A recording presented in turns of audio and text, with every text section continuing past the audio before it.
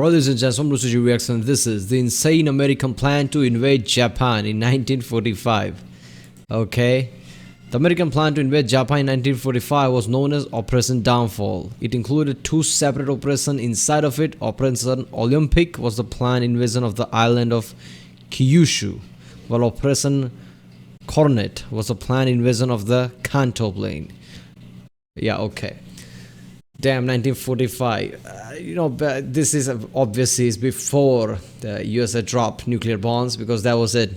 That was literally, U.S.A. yelling out loud and everybody just stopped fighting. That's what that was, the nukes. So this is clearly before that. So, I think by this point in 1945, Japan was, Japan knew Japan's going to lose or something.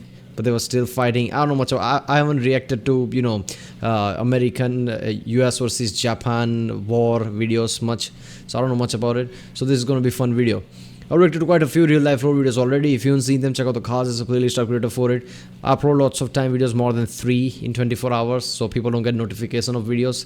So you might have missed some of them. So check out the cards. Check out different cards too, like CGP Grey, Internet Historian, Holy Sarcastic Production, Kazgazar in a Nutshell, things like that. And yeah. Let's watch this one. This video was made possible by World of Tanks, a team-based MMO action game dedicated to mid-20th century armored combat. In the closing days of the Second World War, the entire world knew that Japan had lost. Even the Japanese government was aware that by 1945 they had no realistic chance of winning the war. Their navy and air force had been shattered, they were out of fuel, they were losing ground all over, and after the surrender of Germany and Europe, they knew that they would become the focus of 100% of the continued Allied war effort. I mean, if Hitler died, basically, Germany said, oh, okay, we concede or whatever. Germany fell. By then, Japan probably knew, like, if Germany fell, I mean, we are screwed anyway, and now everybody's going to focus on us. It's still ridiculous that even after Germany fell, Japan was still fighting. They're like, okay, we give up too. They didn't go there. Which was basically the entire rest of the world by this point. Japan knew that they couldn't win the war, but Japan also didn't want to surrender unconditionally the same way that Germany just had. That's so they prepared ridiculous. An all-out defense of the Japanese home islands, and the United States planned an insane invasion that would have dwarfed the D-Day landings in both scale and loss of life. It would have been the largest military operation. That's America's slogan, isn't it? Doing something ridiculously large-scale things. Flying American flag and just swarm of army coming. In human history, and it would have prolonged the war at least into 1946 and probably into 1947 or even beyond. Millions of casualties on both sides would have probably taken place. But in the end, none of it ever happened, because in reality, the United States dropped 2 atomic bombs and the Soviet Union entered into the war against them. 2 extremely bad circumstances that finally convinced Japan to surrender unconditionally. But if the atomic bombs were never utilized for whatever reason, and Japan continued to refuse a surrender, here is how a United States-led invasion of the Japanese home islands would have played out.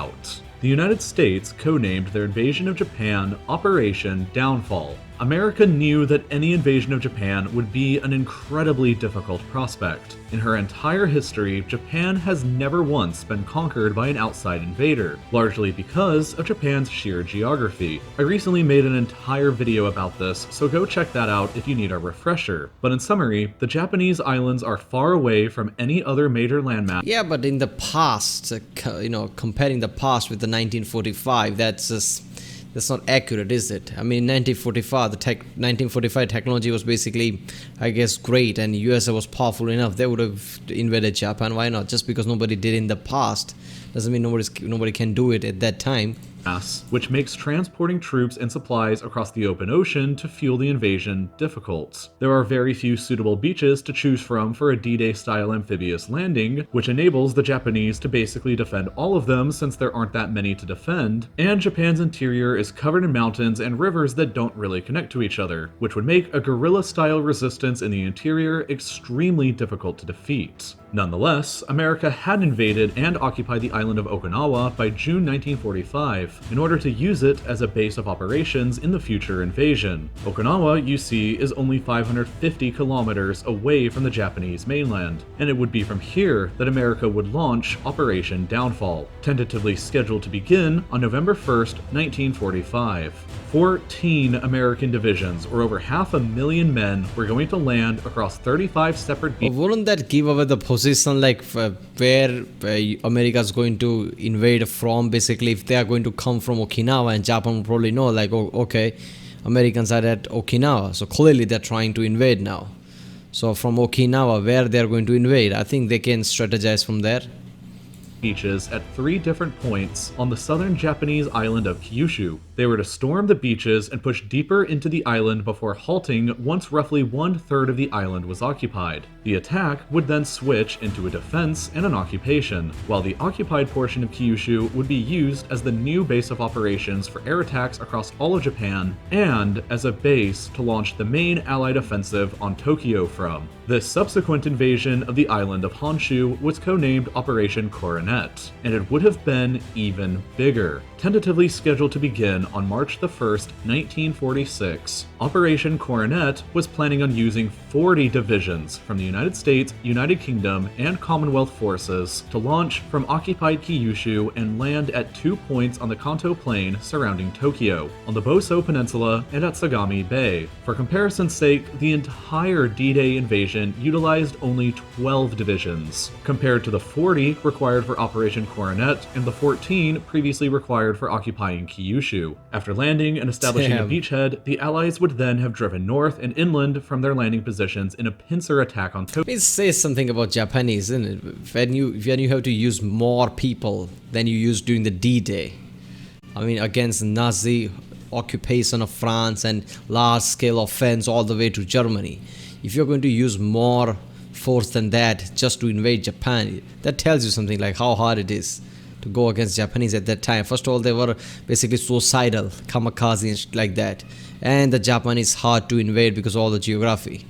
Same thing that, you know, basically people faced in Afghanistan, where there are lots of caves and shit, so it's hard to find people. So guerrilla warfare would have been same level here because of all the mountains and caves inside probably. Tokyo. They would have landed at least 12 more divisions for reinforcements and then attacked Tokyo together with well over 2 million soldiers. Following the occupation of Tokyo, it was then assumed that the Japanese government would surrender. The Allies planned to use over 6 million men, 42 aircraft carriers, 24 battleships, 400 destroyers, and tens of thousands of bombers and fighters in their invasion of the Japanese mainland. But what were Japan's plans for a defense against the biggest armada ever assembled in human history? The Japanese defensive strategy for the home islands was codenamed Operation Katsugo, and it was quite formidable. It called for an all-out fanatical defense of the island of Kyushu to halt the Allies before they could get a foothold on the mainland and threaten Tokyo. 40% of all of Japan's remaining ammunition was concentrated on the island, while Japanese intelligence correctly assumed the landing beaches that the Allies would attack at.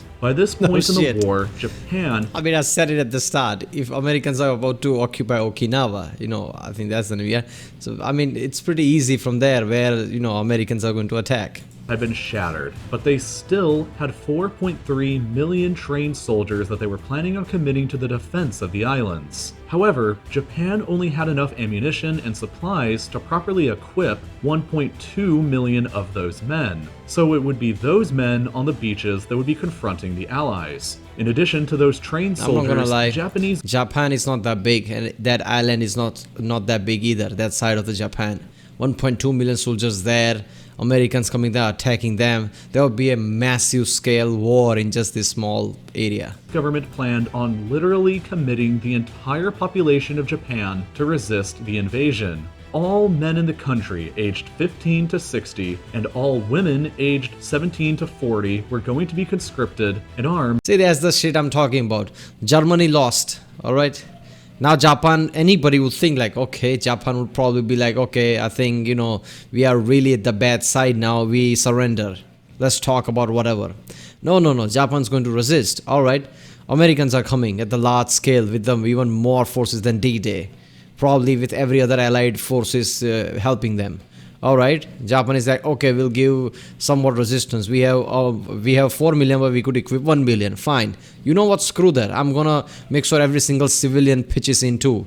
All of us are going to fight until we die. And people get surprised like USA throw nuked at Japan. Look at this shit. I mean, at which point they think like, okay, this is getting way too much. I think it's time to surrender. This is getting ridiculous now. Every single able-bodied man and woman is going to fight in their hometown when they get invaded. How is this going to end? Allied forces killing every single major population of Japan?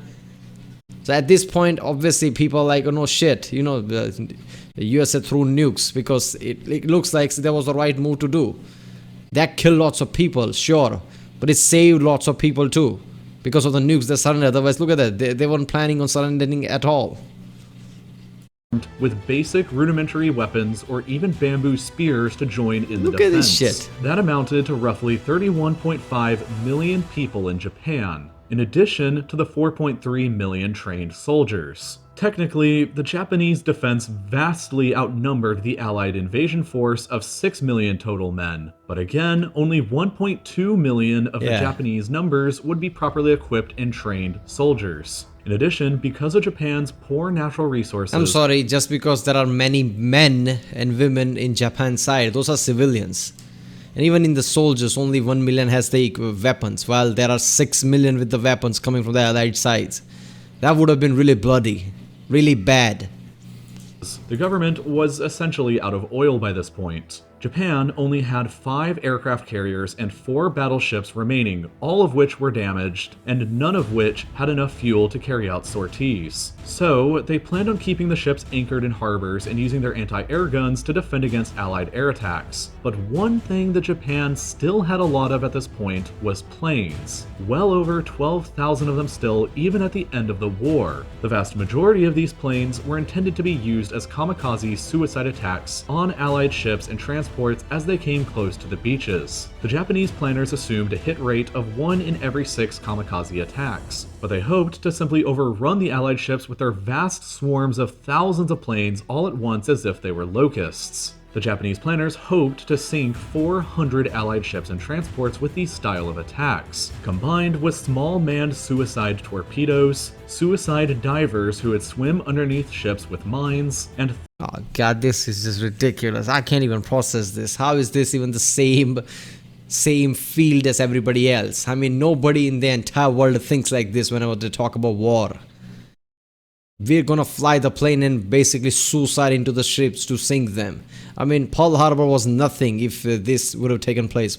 Nobody would have remembered Pearl Harbor because this would have dwarfed all of that. This would have been at the ridiculous scale, all these kamikaze attacks. Suicidal divers. So these divers would literally go under the ships knowing that they're gonna blow themselves up, and basically, this is ridiculous. Thousands more of kamikaze motorboats laden with explosives. The Japanese defense of Kyushu was going to be all out and metal, but it left little in reserve for the defense of Tokyo and the Kanto Plain if they failed. Japan's primary objective was to make the cost of invasion too high for the Allies to accept, and force a kind of armistice where Japan could hopefully hang on to some of its conquests, rather than admitting a total defeat and losing everything. I think they never got out of the feudal Japan mentality even by now, even by this point. They were agreed to sacrifice a lot of people, even the civilians, all of them, most of them, in order to not concede defeat and talk, basically treaties or whatever. I mean, usually people think, you know what, we are way outnumbered. I don't want my civilian to die. If we are at disadvantage during the treaties or whatever, fine, we'll see about it. But in here, I don't care if, maybe 20-30% of my population dies. I want my ego to be up. I want to have a fair treaty. Really, man? This is ridiculous. Civilians fighting, kamikaze attacks, suicide bomber divers. Damn. It's unknown exactly how many lives would have been lost as a result of the invasion. American planners estimated that somewhere between 500,000 and 1 million American soldiers would have died as a result of the operation, along with hundreds of thousands of additional British and Commonwealth soldiers. At the same time, estimates for Japanese deaths as a consequence ranged between 5 million and 10 million.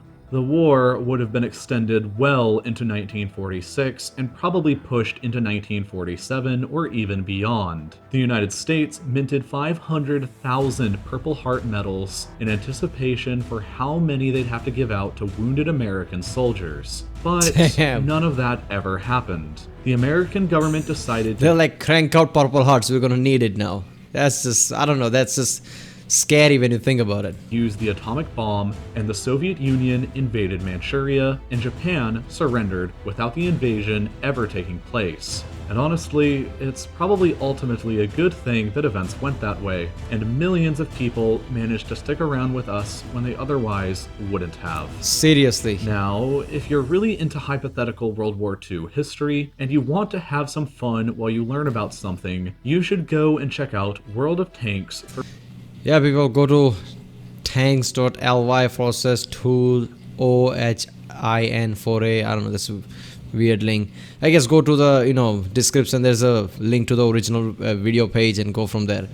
So yeah, I mean, there are lots of people, even I've seen, argue that US didn't need to throw nukes. By then Japan was about to surrender, or Japan was about to lose.